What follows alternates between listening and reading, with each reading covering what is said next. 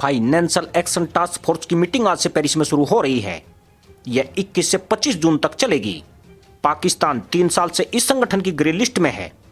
उसे उम्मीद है कि इस बार वो ग्रे लिस्ट से निकल जाएगा और दिवालिया होने की कगार पर खड़ी इकोनॉमी दुनिया की मदद से पटरी पर आ जाएगी। वहीं अमेरिका और फ्रांस जैसे कई देशों को आशंका है कि अगर पाकिस्तान ग्रे लिस्ट से बाहर आ गया, उसे पाबंदियों से राहत मिल गई तो इसका फायदा वहां मौजूद आतंकी संगठन उठा सकते हैं। आपको बता दें कि एफएटीएफ में कुल 37 देश और 2 क्षेत्रीय संगठन हैं। 21 से 25 जून के बीच किसी भी दिन पाकिस्तान की किस्मत का फैसला हो सकता है।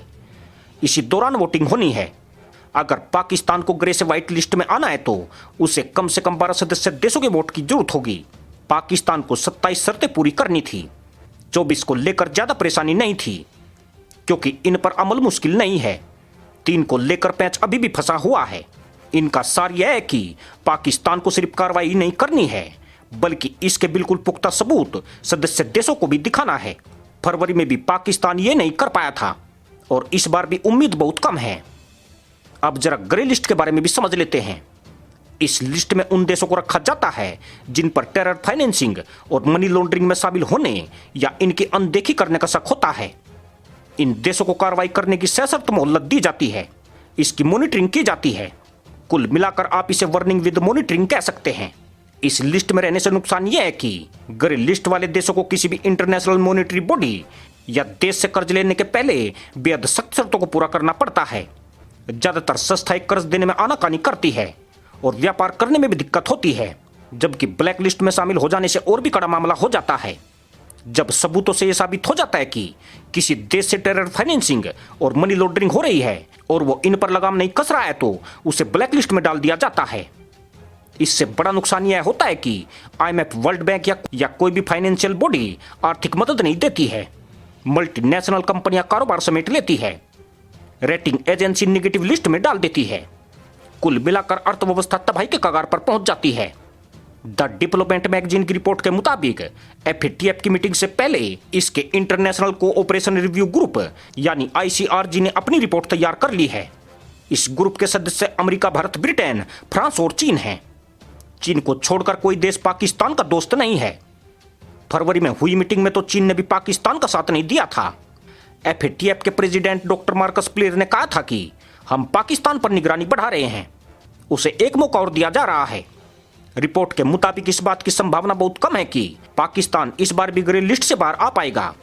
इसकी सबसे बड़ी वजह यह है कि एफएटीएफ में सिर्फ शर्तें पूरी करना मायने नहीं रखता है। सदस्य देशों से अच्छे रिश्ते भी बेहद अहम होते हैं। उधर पाकिस्तान का कहना है कि उसने बाकी 3 शर्तों पर भी अच्छा काम किया है। टेरर फाइनेंसिंग और मनी लॉन्ड्रिंग को रोकने के लिए कानून बनाए हैं। वह उम्मीद कर रहा है कि इस बार उसे खुशखबरी मिलेगी, लेकिन मुल्क के विदेश मंत्री शाह महमूद कुरैशी ने पिछले हफ्ते के इंटरव्यू में कहा था कि इसमें कोई दो राय नहीं है कि हम पर एफएटीएफ की तलवार बदस्तूर लटक रही है। पाकिस्तान के वित्त मंत्रालय के अफसर भी मानते हैं कि ग्रे लिस्ट से बाहर आना इस बार भी मुश्किल है। दरअसल पाकिस्तान इस वक्त बुरी तरह फंसा पड़ा है। अमेरिका चाहता है कि अफगानिस्तान से अपनी सेना निकालने के बाद वो पाकिस्तान के मिलिट्री या एयरबेसों से अफगानिस्तान पर नजर रखे ताकि अलकायदा, तालिबान और आईएसआईएस फिर वहां कब्जा न कर सके। 2001 की तरह पाकिस्तान से अफगानिस्तान में हवाई हमले किए जा सके।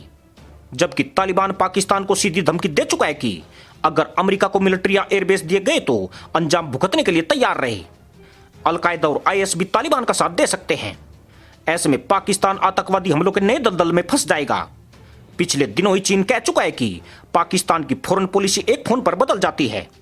अगर इमरान या फौज अमेरिका को अड्डे देते हैं तो वहां से अमेरिका अपने हाईटेक ड्रोन्स के जरिए चीन पर बहुत करीबी नजर रख सकेगा। माना जा रहा है कि चीन के दबाव में पाकिस्तान अब अमेरिका को अड्डे देने में नानुकुर कर रहा है। जबकि एफएटीएफ का एक और महत्वपूर्ण सदस्य फ्रांस पाकिस्तान से खार खाए बैठा है। तहरीक लब्बैक ने हाल ही में फ्रांस के एम्बेसडर को देश से निकालने के लिए बड़ा आंदोलन चलाया था। इस हिंसा में 40 लोग मारे गए थे। यूरोपीय यूनियन ने पाकिस्तान का स्पेशल ट्रेड पैकेज रद्द कर दिया था। पेरिस में ही एफएटीएफ की मीटिंग हो रही है। फ्रांस अपमान का हिसाब किताब बराबर कर सकता है।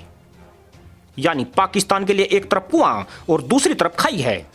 अमेरिका को मिलिट्री या एयरबेस देगा तो चीन और तालिबान दोनों नाराज हो जाएंगे। भारत की इसमें अहम भूमिका है, लेकिन उससे मदद मिलना बहुत ही मुश्किल है।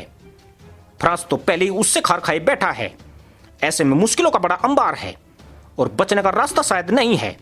हालात यह है कि बाइडेन को राष्ट्रपति बने 5 महीने हो गए हैं। उन्होंने अफगान नेताओं से तो बातचीत की, लेकिन इमरान खान का नंबर अब तक नहीं आया है। पाकिस्तान भी कहीं ना कहीं सारे समझ रहा है। अंदर खाने पाकिस्तान जानता है कि वह एफएटीएफ की ग्रे लिस्ट से बाहर नहीं आ पाएगा। वो बस इतना ही चाहता है कि एफएटीएफ एक बयान जारी करके बस इतना कह दे कि पाकिस्तान सही कदम उठा रहा है। इससे कम से कम मदरसा मुल्क की इज्जत बच जाएगी। उधर फॉरेन पॉलिसी मैगजीन ने अप्रैल में जारी अपनी रिपोर्ट में एफएटीएफ को एक तरह से बड़ी वार्निंग दी है।